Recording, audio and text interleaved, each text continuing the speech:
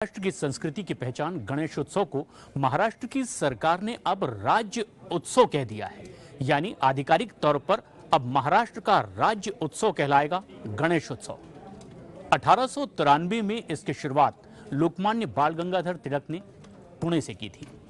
उस समय के देश के जो हालात थे उसे लेकर धार्मिक आस्था को सामाजिक कड़ी के तौर पर लोकमान्य बाल गंगाधर तिलक ने इस्तेमाल किया। उनकी सोच ये थी कि क्यों ना अपनी धार्मिक परंपरा को कुछ ऐसा रूप दिया जाए जिससे हमारा समाज एकजुट हो और फिर इस एकता को, इस मजबूती को देश की भलाई के लिए लगाया जाए, यानी देश की आजादी के लिए उस एकता को इस्तेमाल किया जाए। लोकमान्य बाल गंगाधर तिलक की ये सोच आगे जाकर काफी हद तक कामयाब रही। जो 10 दिनों का गणेशोत्सव महाराष्ट्र में मनाया जाता है, देश और दुनिया में मनाया जाता है, उसमें सार्वजनिक तौर पर गणेश पंडालों की स्थापना लोकमान्य बाल गंगाधर तिलक ने की 1893 में, इसी सोच के साथ कि लोग घरों में अपने इष्ट आराध्य गणपति की पूजा कर लेते हैं और फिर धार्मिक अनुष्ठान की इतिश्री। लेकिन अगर सार्वजनिक तौर पर इस उत्सव को मनाया जाए तो फिर ये समाज में एक सूत्र का काम कर सकता है, और ऐसा ही हुआ भी। सार्वजनिक गणेश पंडालों की स्थापना पुणे से शुरू हुई।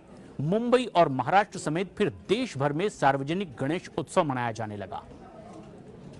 गणेश चतुर्थी से लेकर अनंत चतुर्दशी तक 10 दिन का यह त्योहार इस साल भी 27 अगस्त से इसकी शुरुआत होगी। लेकिन पहली बार महाराष्ट्र राज्य उत्सव के तौर पर इस गणेशोत्सव को मनाया जाएगा और इस बार से यह परंपरा शुरू हो जाएगी।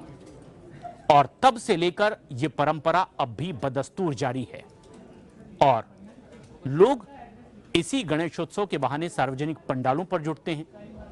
कई सार्वजनिक पंडालों पर समसामयिक झांकियां भी निकाली जाती है जिसमें समाज के कुछ कुरीतियों पर कटाक्ष होते हैं, कुछ समाज सुधार की ओर इशारा भी होता है।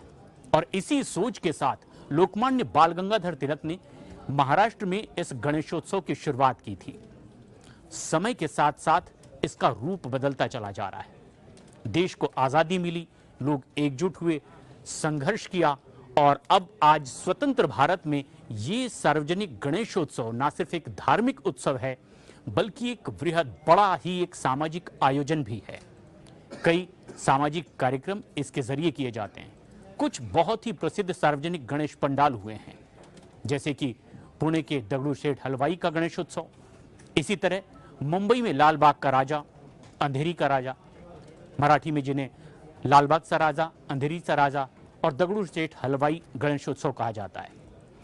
श्रद्धालुओं की बड़ी तादाद यहां जुड़ती है, बड़ी तादाद में यहां दान भी दिया जाता है और अब तो करोड़ों रुपए का बीमा तक इन गणेशोत्सव पंडालों का होने लगा है। और फिर इसके जरिए आर्थिक रूप से जो मदद चाहते हैं उन्हें मदद भी इन पंडालों से दी जाती है। कई ऐसे बीमार जिनकी पारिवारिक स्थिति ऐसी नहीं है कि वो कीमती इलाज करवा सकें, ऐसे गणेश पंडालों के जरिए उन्हें आर्थिक मदद दी जाती है। कुछ स्कूल्स चलाए जाते हैं, कुछ और दूसरे सामाजिक उत्थान के काम किए जाते हैं। और फिर इस तरह से ये गणेश पूजा जो गणेश चतुर्थी से लेकर अनंत चतुर्दशी तक 10 दिनों की होती है, ये सार्वजनिक रूप से 1993 में आई और अब भी ये बदस्तूर जारी है। लेकिन इस बार से इसका एक बाकायदा नाम है महाराष्ट्र में, महाराष्ट्र का ये राज्य उत्सव है।